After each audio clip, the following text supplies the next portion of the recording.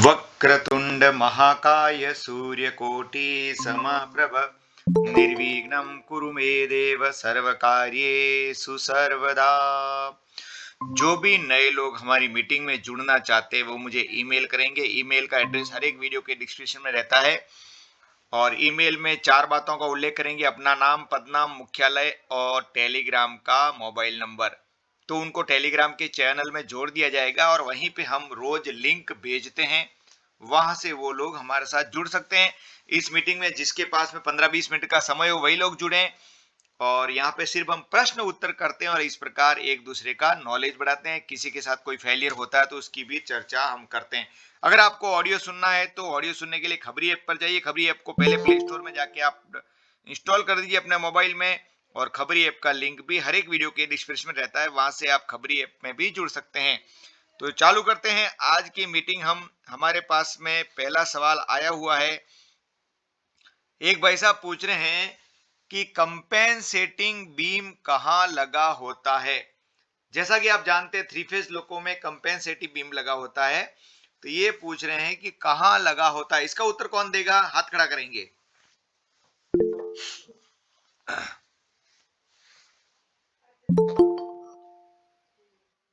हाँ रमाशंकर जी बताइए। देखें सर, कंपनसेटिंग बीम WG7 लोको में रहता है सर। दोनों मिडिल वाले एक्सल में 4 रहते हैं सर टोटल, जो कि इधर इक्वलाइजिंग बीम को उसमें लिंक के द्वारा कनेक्ट करता है।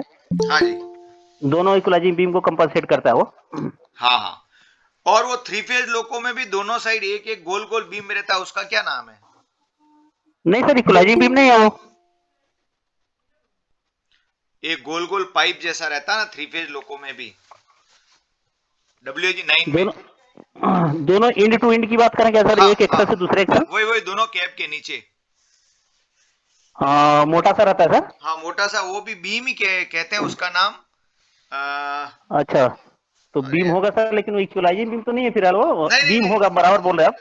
इक्विलाइजिंग बीम नहीं है वो। ट्रांजियम बीम। हाँ ट्रांजियम बीम, ट्रांजियम, sorry sorry. Okay okay okay okay, ट्रांजियम बीम। बिल्कुल सही, ट्रांजियम बीम बोलते हैं उसको। तो वो 2 बीम होते हैं उसमें। ट्रांजियम बीम 3 फेज लोको में दोनों कैप के नीचे। और ये जो कंपेंसेटिंग बीम बता रही है WG7 लोको में होता है, क्योंकि उसकी बोगी थोड़ी डिफरेंट टाइप की होती है। ठीक है, हम नेक्स्ट क्वेश्चन पे जाएंगे। 3 फेज लोको का क्वेश्चन है, GTO बेस्ड लोको और IGBT बेस्ड लोको की पहचान कैसे करेंगे? इसकी चर्चा हमने बहुत पहले एक बार की थी। देखता हूं आज हमारे साथ जो लोग जुड़े उसमें से कौन हाथ खड़ा करता है। सीधी सी बात है कि IGBT वाले लोगों को हम कैसे पहचानेंगे? हाँ, कौन बताएगा? संजय राय बताइए। संजय राय। हरिओम सर। हरिओम। हरि सर, उसमें GTO बेस में सर वो हम लोग जो SR-Oil का जो कूलेंट वाटर होता है और इसमें तेल होता है सर। हाँ बिल्कुल सही बताया आपने। जो ट्रैक्शन कन्वर्टर रहता है तो IGBT वाले में कूलेंट रहता है, ठीक है। और सर उसका डिस्प्ले में भी थोड़ा अंतर होता है। इसका बोगी आइसोलेट होता है और पार्टिकुलर उसका मोटर आइसोलेट होता है सर IGBT में। हाँ बिल्कुल आपने सही बताया। IGBT वालों लोगों में एक एक ट्रैक्शन मोटर कंप्यूटर के द्वारा आइसोलेट होता है, ठीक। और सर अभी याद नहीं आ रहा और है सर। मनोज कुमार आप बताइए। मनोज कुमार। जी सर, हरिओम सर जी। हरिओम मनोज। ये सर, ये GTO वाला लोको में हाँ जी, डिस्प्ले तुरंत ऑन हो जाता है और हाँ IGBT में थोड़ा टाइम से स्टार्ट होता है। हाँ बिल्कुल, यानी कि 90 सेकंड के आसपास उसमें लगता है टाइम। थोड़ा कंपैरिजन में थोड़ा ज्यादा टाइम लेता है। बिल्कुल सही बताया आपने। और जी, और IGBT का जो पंप लगा है वो हॉरिजेंटल है। Traction converter. हाँ, ट्रैक्शन कन्वर्टर AI इनबिल्ड है। बिल्कुल आपने सही बताया जी। और GTO में जो PCB जो कार्ड होता है वो ज्यादा होता है सर IGBT की अपेक्षा। PCB कार्ड कहाँ लगा होता है? वो PCB कार्ड उसी में तो प्रिंटेड कंट्रोल बोर्ड कार्ड लगा रहता है सर। अच्छा अच्छा। हाँ वो तो हालांकि अपने को दिखता है क्या, वो कहाँ कहाँ लगाता है, मतलब प्लेट की बात कर रहे हैं? दिखता नहीं है पर मतलब वो डिफरेंस में आता है। अच्छा अच्छा, ओके ओके, ठीक ठीक ठीक। हाँ तो अपने को एज ए जी लोको तो पायलट की। हाँ राजकुमार कुछ बता रहा, राजकुमार बताओ।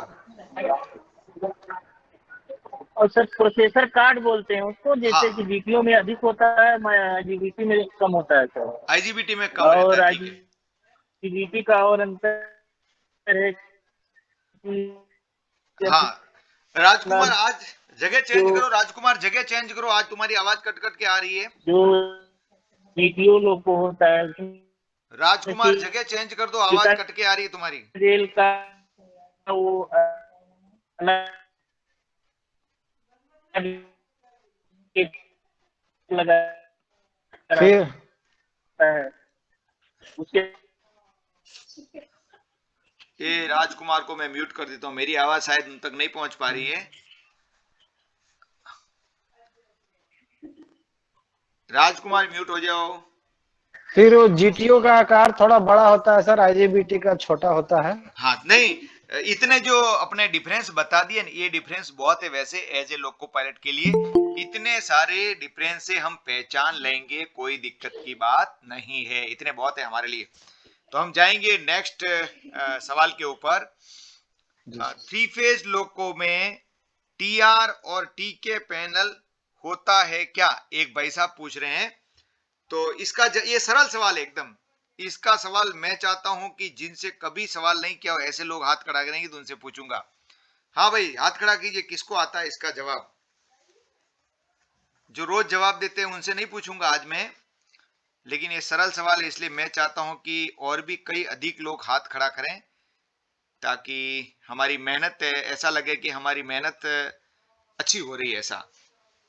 हमारे साथ में ये कौन जुड़े हुए हैं, शरद गणवीर, शरद गणवीर बताएंगे, देखें।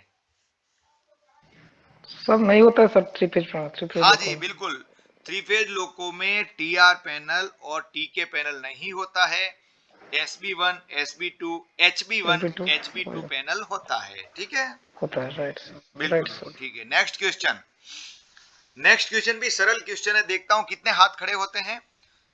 एक भाई साहब के द्वारा सवाल पूछा जा रहा है, Q118, Q44 और Q45 का मैन्युअल कंट्रोल कैसे करते हैं। यानी कि हम ट्रबल शूटिंग में बताते हैं कि जी इस रिले को मैन्युअली ऑपरेट करेंगे, तो एक एक रिले का बताएंगे, Q118, Q44 एंड Q45 का मैन्युअल कंट्रोल। हाथ खड़ा कीजिए, देखें किसको आता है, कौन कर सकता है। हाँ संजय राय को तो नहीं पूछूंगा मैं अभी, और देखता हूं, हाँ रविकांत पांडे जी बताइए, रविकांत। हाँ सर, Q118 का मैनुअल ऑपरेशन करने के लिए हाँ जी। आप सबसे पहले ड्राइविंग डेस्क में BLDJ को ऑन कर लेंगे और BLVMT को ऑन कर लेंगे। हाँ यानी कि उसके वीसीबी क्लोज बाद कर लेंगे। सॉरी वीसीबी क्या, बीएलडीजे, सही बता VCB रहे हो क्लोज आप। करने के लिए BLDJ क्लोज करेंगे हाँ और हाँ हाँ, BLVMT को ऑन कर लेंगे, तो VCB जी क्लोज करने जा रहे हैं ना सर, अभी तो बिल्कुल बिल्कुल VCB क्लोज बिल्कुल। नहीं हुआ है। हाँ जी हाँ जी। और फिर रिले पैनल में आएंगे हाँ और एक हाथ से BP2DJ और दूसरे हाथ से Q118 को प्रेस करेंगे हाँ। और ब्लोअर स्टार्ट होने के बाद BP2DJ को छोड़ेंगे और LSCHB जब बुझ जाएगा उसके बाद छोड़ देंगे। हाँ बिल्कुल बिल्कुल, ये या हुआ ऐसा भी कर Q118। सकते हैं, अपने साथी को बोले तू वहां से BLRDJ को प्रेस कर और आप Q1 को मैन्युअल, ऐसा भी कर सकते हैं, और साथ हाँ में सर, बीपीटीजी से भी कर सकते हैं, जैसा भी आप उचित समझे ऐसे कर सकते हैं। आफ्टर ब्लोअर स्टार्ट होने के बाद इधर BP2DJ को छोड़ देंगे। बिल्कुल आपने रविकांत जी बिल्कुल और सही बताया। Q44 का बताइए। सर Q44 का मैनुअल ऑपरेशन करने के लिए सबसे पहले जरूरी है कि Q45 मेरा एनर्जाइज होना चाहिए और Q45 एक हाथ से Q45 BLDJ तो ऑन रहेगा सर, हाँ और BLVMT भी ऑन रहेगा उधर ड्राइविंग डेस्क में, और एक हाथ से Q45 को और दूसरे हाथ से Q44 को प्रेस करेंगे और LSCH भी बुझने LSTH बुझने के बाद दोनों 45 और 44 को हाँ, यानी release कि कर देंगे। 3-4 सेकंड में छोड़ देना है 44 को। इनसे 5 टाइमिंग दिया सर। हाँ। LSTH बुझने का टाइम 3 to 5 सेकंड। हाँ, यानी कि उसको ज्यादा देर तक नहीं दबाना है। अगर Q44 को ज्यादा देर तक दबा देंगे तो RGR जलने का खतरा हो सकता है। यस ठीक सर, है। आरजीआर का प्रोटेक्शन मिल रहा है, वो आरजीआर जल सकता है। हाँ जी। और 45 को मैनुअल करना तो Q45 का मैनुअल करने के लिए सर, हम्म आपका ड्राइविंग डेस्क में BLDJ को ऑन रहेगा हम्म और BLVMT को ऑन करके ही रखेंगे। हम्म और सबसे पहले मेरा CCDJ अगर गुड है और ZPT अदर देन 0 है हम्म तो डायरेक्ट Q45 को हम प्रेस करेंगे और प्रेस बुझने के बाद LSTHBA बुझने के बाद रिलीज कर देंगे। छोड़ देंगे। हाँ, यानी कि इन 3 से तीनों 5 डिले सेकंड को बाद। हम मैन्युअली कर सकते हैं। Q108 को ज्यादा देर तक दबा के रखना है सारे ब्लॉक, यानी कि यूं कह सकते हैं कि 30 ब्लोअर सेकंड चलने तक कम तक से कम। और बाकी 60 रिले को सेकंड तक हाँ हमारे यहाँ TSD में 60 सेकंड लिखा है। 1 मिनट के बाद अब ब्लोअर ठीक है। स्टार्ट हो जाता है, हाँ, चलेगा उसके बाद चलेगा, 1 Q1 मिनट से तक मैंने। दबा के रखिए, कोई दिक्कत नहीं है। और बाकी जो है इनको 3-4 यस सेकंड सर, में दोनों को छोड़ देंगे। ठीक है। ठीक है, बिल्कुल सही बताया यस आपने। सर। ठीक है। अच्छा, एक भाई साहब सवाल पूछ रहे हैं कि सर हम इनिशियल असिस्टेंट लोको पायलट हैं, लोको में अर्थिंग या लोको में फॉल्ट होते हैं बॉन्डिंग, दोनों में क्या अंतर है, इसमें हम कंफ्यूज हो रहे हैं। तो what is the difference between earthing and bonding, इसके बारे में कौन बताएगा?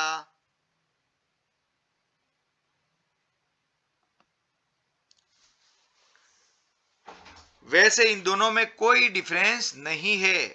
हाँ, रमाशंकर जी बताइए। सर बॉन्डिंग का इनका मतलब रहता है सर, बॉन्डिंग में जैसे वाइंडिंग जो है ब्रश टाइप की हो जाती है, हम्म और अर्थिंग में कहीं से टच कर रहा है, टच करने हम्म के बाद जो अर्थ होता है हम्म वो अर्थिंग में आ जाता है। और बॉन्डिंग में क्या होता है? बॉन्डिंग में वाइंडिंग वाइंडिंग ब्रस्ट हो जाती है। अच्छा, बस्ट हो जाती है, लेकिन उसमें भी अर्थ को टच अर्थ होती है आता वो। है, हाँ आता है सर, अर्थ उसमें भी आ जाता हाँ, है, टच करे कहीं तो तो अर्थ आ ही कुल जाएगा। मिला के दोनों एक ही चीज है, ज्यादा कोई डिफरेंस नहीं है जी दोनों में। सर, सेम हम्म सेम सेम सेम है, सेम है। सर। हाँ, सर मनोज कुमार कुछ बोल रहे हैं, बोलिए। सर ये बॉन्डिंग टाइम में एक पॉजिटिव कटता है और एक निगेटिव जो कटता है वो किस हम्म किस स्विच से कटता है सर? कटता है मतलब? मतलब काटा जाता है हाँ हाँ, वो तो तो पॉजिटिव किस साइड से स्विच काटा के जाता द्वारा? है। जो अपन काटते हैं वो तो तो पॉजिटिव साइड से कट होता है। वो पॉजिटिव साइड से कट होता है सर, निगेटिव नहीं कटता है? नहीं, नेगेटिव नहीं कटता। नेगेटिव इसीलिए तो कभी कभी नहीं हो जाता, परमानेंट बॉन्डिंग हो गया नेगेटिव साइड से। जी सर। बॉन्डिंग का मतलब वही अर्थ ही हो गया ऐसा। हम जो काटते हैं वो अच्छा तो पॉजिटिव उसमें साइड से काटते हैं। अच्छा ठीक है सर। ठीक। नेक्स्ट, एक ही भाई साहब ने 2 बार पूछ लिया है वैकेंसी के बारे में। तो रमाशंकर जी, नई वैकेंसी कब आने वाली है? देखिए सर, आज आ जानी चाहिए, 2024 से पहले आ जानी चाहिए, तैयारी तो चली रही है अभी। हाँ, तो देखो भाई, अंदाज ऐसा है कि 2023 के लास्ट तक वैकेंसी आ जाएगी। आप लोग धीरज रखिए, जरूर आएगी वैकेंसी। अच्छा, नेक्स्ट सर क्वेश्चन। वैकेंसी आएगी, वही वैकेंसी अगला 5 साल तक चलती रहेगी, वो तो मोदी जी के ऊपर में डिपेंड करता है।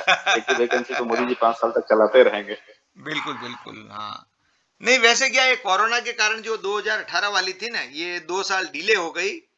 और कई लोगों को, अरे कई लोग तो गोरखपुर साइड के ऐसे एकदम धैर्य खो दिया उन्होंने कि हमको सर 2 साल हो गया है और अभी क्या पता वो कैंसिल नहीं कर दे, हमारी नौकरी चली नहीं जावे। तो कई लोग बोलते थे कि हम उधर गए डीआर ऑफिस के फलाना। मैंने, यार भाई, कोरोना के कारण गाड़ियां जब नहीं चल रही है तो आपको क्यों बुलाया जाएगा? बोले सब नहीं था तो क्यों वैकेंसी निकाला, हमको क्यों भर्ती किया? अरे क्या क्या क्वेश्चन करते थे लोग। तो मैं उनको ऐसे समझाता था, मैंने कहा जब गाड़ी ही नहीं चल रही है तो आपको बुला के वहां बैठ के पगार क्यों दिया जाएगा यार, सोचो दिमाग से जरा। इसलिए आपकी नौकरी नहीं जाने वाली। तो बाद में धीरे धीरे कोरोना खत्म हुआ तो सबको अपॉइंटमेंट दे दिया गया। अब सबकी ट्रेनिंग हो गई है, अब कोई दिक्कत नहीं, अब नई वैकेंसी अब निकलेगी। तो 2-3 साल ऐसे इस कारण से और ज्यादा डिले हो गया हमारा काम। बाकी तो जल्दी थोड़ी बहुत तो निकलती रहती, कुछ डिवीजन में तो निकलती रहती। हाँ जी, एक भाई साहब पूछ रहे हैं कि 94 नंबर का कॉक 3 फेज लोको में कहां लगा होता है, इसके बारे में कौन बताएगा? लगा तो न्यूमेटिक पैनल पे रहता है, लेकिन इसका फिक्स लोकेशन बताना पड़ेगा। श्रीकांत सिंह आप बताइए देंगे। श्रीकांत। न्यूमेटिक पैनल के पीछे दीवार में सर लगा रहता है। हाँ, जो P5 लोको है मेरे ख्याल से दीवार पे रहता है, या P7 में दीवार पे रहता है, और वो बाकी के जमीन पे रहता है, बेबी कंप्रेसर के पास। सबसे बड़ा कॉक यही रहता है, तो देखने से पहचान में आ जाता है। हाँ, एक भाई साहब पूछ रहे हैं how to wage line contractor, please make a live video loco pilot. अच्छा, लाइन कॉन्टेक्टर को वेज के, आजकल कई लाइन कॉन्टेक्टर स्क्रू टाइप के आ गए हैं, तो अगर वो स्क्रू टाइप के हैं तो आपको कुछ नहीं करना है, आड़ा रहता उस स्क्रू को सीधा ऐसे करके, जैसे स्क्रू टाइट करते हैं ना, ऐसे कर दोगे तो वो लाइन कॉन्टेक्टर वेज हो जाएगा। और वेज होने का मतलब ये है कि हवा का रास्ता आपने खोल दिया, अगर प्रेशर है तो लाइन कॉन्टेक्टर क्लोज हो जाएंगे। यानी कि वेज करके हम सिर्फ हवा का रास्ता खोलते हैं, तो जो काम वो कॉइल नहीं कर पा रही थी वो काम हमने कर दिया। अगर स्क्रू टाइप के नहीं है तो कुछ ऐसे होते हैं जिसमें प्लास्टिक का गुटका रख के उसको वेज किया जाता है, तो वो आप प्रैक्टिकल करोगे तो ही समझ में आएगा, उसके अलावा समझ में नहीं आएगा। फिर नेक्स्ट, एक भाई साहब पूछ रहे हैं कि सर HQP1 को ऑफ पर करने पर क्या डेस्टिनेशन तक काम करेंगे या ब्लॉक सेक्शन क्लियर करके रिलीफ मांगेंगे? रमाशंकर जी बताइए। सर वो डिपेंड करता है सिचुएशन कैसा है सर। हाँ, अब से अगर डेस्टिनेशन नजदीक में है तो नजदीक डेस्टिनेशन तक जाएंगे, अदरवाइज सेक्शन क्लियर करा देंगे। बिल्कुल बिल्कुल। वैसे क्या है कि HQP को जब भी ऑफ पे रखा जाता है तो सिर्फ सेक्शन क्लियर करने के आदेश हैं, लेकिन वो डिपेंड करता है TLC के ऊपर, उनको दूसरा पावर कहां से मिलने वाला है या कहां से मेंटेनेंस स्टाफ मिलने वाला है, जहां वो लोगों को अटेंड करा सके, उस हिसाब से काम किया जाएगा। और उस हिसाब से और 2-4 स्टेशन या आगे तक भी गाड़ी को सावधानी पूर्वक चलाया जा सकता है। लेकिन किसी भी HQP को अगर ऑफ पे रखा है तो उसकी सावधानी जरूर रखना है। HQP वे ऑफ पे रख के आपने QOP को बाईपास कर दिया है, कहीं भी अर्थ फॉल्ट होगा तब QOP रिले ड्रॉप नहीं होगी, डीजे ट्रिप नहीं होगा, डायरेक्ट फिर आग लगने की संभावना रहती है। नेक्स्ट क्वेश्चन हमारे पास में है राजकुमार गौतम के लिए। FLG, SLG, ALG, SVB, HVB और सभी प्रोसेसर का काम क्या होता है, एक एक लाइन में बता सकते हो तो बताइएगा राजकुमार, लंबा मत खींचना। जी सर, जैसे FLG अपना होता है सर, इसका पूरा ये व्हीकल कंट्रोल यूनिट यानी पूरे लोगों को मॉनिटरिंग करता है। अच्छा। तो अगर ये फेल हो जाता है तो अपना एक कैब 1 आइसोलेट हो जाता है और एंगल ट्रांसमीटर फेल हो जाता है सर। अच्छा, FLG से FLG और SLG अपना ये SR1 SR2 को कंट्रोलिंग करता है सर। अच्छा अच्छा अच्छा। और HBB1 और SPB1 और HBB2 SPB2 सर, इसका काम कम कम एक से कई फंक्शन काम करते हैं। इसका टोटल सर पूरा याद नहीं है, लंबा काम है इसका। कि ये काम फेल हो जाएगा तो कौन कौन काम नहीं। अगर HBB2 फेल होता तो अपना MCP मेन कंप्रेसर काम नहीं करेगा सर, सिर्फ टाइप 1 का काम करेगा, वो भी मैनुअल मोड में काम करेगा सर। और ये ALG क्या करता है? ALG सर अपना ये जो अपना ड्राइव साइड का जो होता है उसको कंट्रोलिंग करता है ALG। हाँ, और NSC एक लिखा रहता है, लाइन कन्वर्टर साइड को कंट्रोलिंग करता है, वो मैसेज देता है सर। ठीक है, इतना बहुत है लोको पायलट के लिए। ठीक है, म्यूट हो जाइए आप। नेक्स्ट क्वेश्चन सभी लोग सुनेंगे, नेक्स्ट क्वेश्चन, और जिसको आता है वो हाथ खड़ेंगे। कर्व स्विच क्या होता है? कर्व स्विच के बारे में, जो अपने ट्रैक पे होता है, ये परमानेंट वे से संबंधित प्रश्न है। What is the meaning of curve switch, इसके बारे में कौन बताएगा, हाथ खड़ा कीजिए।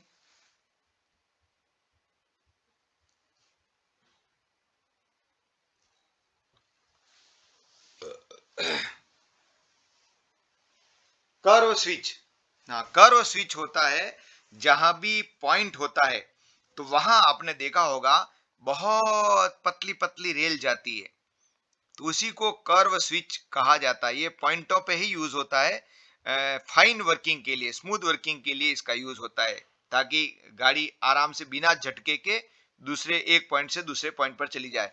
तो ये परमानेंट वे से संबंधित, यानी कि पीडब्ल्यू से संबंधित, इंजीनियरिंग की संबंधित बात है। इसका बहुत विस्तार में वर्णन होता है। हाँ, एक क्वेश्चन ऐसा है जिसकी चर्चा हम पहले भी 2-3 बार कर चुके हैं। हार्मोनिक फिल्टर आइसोलेट होने से बोगी आइसोलेशन से सॉल्यूशन होने का चांस है, क्योंकि कुछ ट्रबल जैसे 8.2 stuck up, open harmonic filter cover current, ये सब में एक बोगी आइसोलेट होने से हार्मोनिक फिल्टर सर्विस में आ जाता। अच्छा, ये अटानु कर्माकर ने इसका जवाब दिया है। ठीक है, कोई बात नहीं, इसकी चर्चा हम कर चुके हैं कई बार, इसके लिए भी फिलहाल नहीं करेंगे। अब electric field section type, neutral section and length क्या। देखो, न्यूट्रल सेक्शन की लेंथ कई टाइप के, 3-4 तरह के न्यूट्रल सेक्शन आजकल चल रहे हैं, तो किसी लेंथ का कोई फिक्स स्टैंडर्ड नहीं है। 5.16 के भी चलते हैं, 2.96 से आजकल 8.5 मीटर का भी एक न्यूट्रल सेक्शन आ गया है, वो भी चल रहा है। तो न्यूट्रल सेक्शन में हमको ये ध्यान रखना है कि हमको वीसीबी ओपन करके चलना है। 100 बात की एक बात ये ध्यान रखेंगे हम।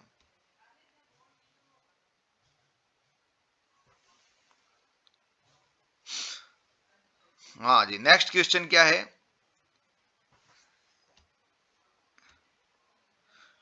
टुडे मेरे पास WP7 था, पैसेंजर ट्रेन में अचानक लोको में अपने आप ब्रेक अप्लाई हुआ और ट्रेन खड़ा हो गया। F0801P1 फॉल्ट आया और ऑक्सिलरी कन्वर्टर 3 आइसोलेट हुआ, पर SA9 गेज में 3.5 kg प्रेशर था और ब्रेक सिस्टम E70 था। डीवी से रिलीज किया पर रिलीज नहीं हुआ, तो BC1 BC2 को काटा तो रिलीज हुआ, पर समझ नहीं आया ऐसा क्यों हुआ, और डीवी से SA9 प्रेशर रिलीज क्यों नहीं हुआ। अच्छा, F0801P1 fault, auxiliary converter 3 isolate, लेकिन ब्रेक कैसे लग गया, ये कुछ समझ में नहीं आया। राजकुमार, ऐसा कैसे हुआ।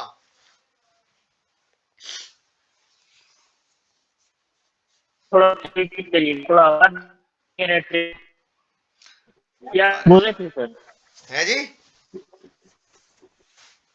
राजकुमार की आज आवाज नहीं आ रही। सर एक्चुअल में इनमें इनका जो है मेन पावर ऑफ हुआ होगा, जो ऑक्सिलरी कन्वर्टर 3 बोल रहे हैं आप हुआ है। हाँ। तो हो सकता है कि प्रेशर कम हो गए क्योंकि सीपी नहीं चल रहे होंगे। हाँ। और ये भी हो सकता है कि इनको मेन पावर ऑफ होने की वजह से कंट्रोल इलेक्ट्रॉनिक्स ऑफ हो गई हो और उन्हें इमरजेंसी आई हो। हाँ, वही। बाकी ऐसा प्रेशर ब्रेक लग जावे ऐसा ऑक्सिलरी कन्वर्टर से नहीं हो सकता ना। नहीं, एक ऑक्सिलरी कन्वर्टर से नहीं होगा सर, अगर उससे ज्यादा सब सिस्टम, 2 सब सिस्टम आइसोलेट हुए होंगे तो मेन पावर ऑफ होकर के होता है। हाँ, ये ऐसा एक्चुअल में ये पूरी डिटेल मालूम पड़े तो ही मालूम पड़े। केवल ऑक्सिलरी कन्वर्टर 3 से तो नहीं होगा सर, या तो हो सकता है कि बहुत पहले से वो ऑक्सिलरी कन्वर्टर 3 आइसोलेट रहा होगा और वो उसका लोड शेयरिंग नहीं हुआ होगा, सीपी नहीं चल रही होगी, प्रेशर नहीं हुआ होगा। ठीक। तो इनसे मैं वापस इसको लिख देता हूं, कमेंट में ईमेल कीजिएगा ताकि पूरा डिटेल लेंगे और ऐसा कैसे हुआ और बाद में उन्होंने क्या किया वो हमको इनसे पूछना पड़ेगा। ठीक है, आज का लास्ट सवाल, उसके बाद में मीटिंग बंद हो जाएगी। आरपीएस का फुल फॉर्म क्या है, कौन बताएगा। आरपीएस का फुल फॉर्म जो कन्वेंशनल लोको में रहता है, एमवीआरएच जिसको ठंडा करता है, और एमवीआरएच के ऊपर ही बॉक्स में लगा होता है। हाँ, रविंद्र कुमार बताइए। Ravindra Kumar sir, permanent resistance of shunting contactor. नहीं, ये शंटिंग कॉन्टैक्टर का रजिस्टर नहीं है। शंटिंग कॉन्टैक्टर के जो रेजिस्टेंस है उनका नाम आरएस है और वो शंटिंग कॉन्टैक्टर के ऊपर ही लगे रहते हैं। आरपीएस एमवीआरएच के ऊपर एक बॉक्स लगा रहता है, उसके अंदर रहता है।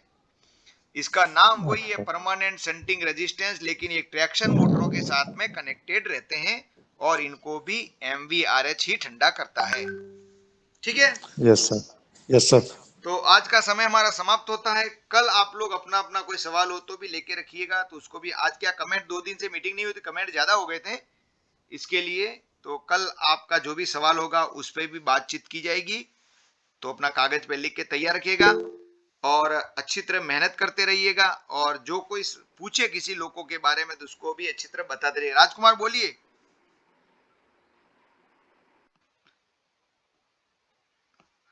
तो आज की मीटिंग खत्म होती है। हरिओम नारायण नारायण नारायण। हरिओम हरिओम हरिओम सर जी। हरिओम हरिओम।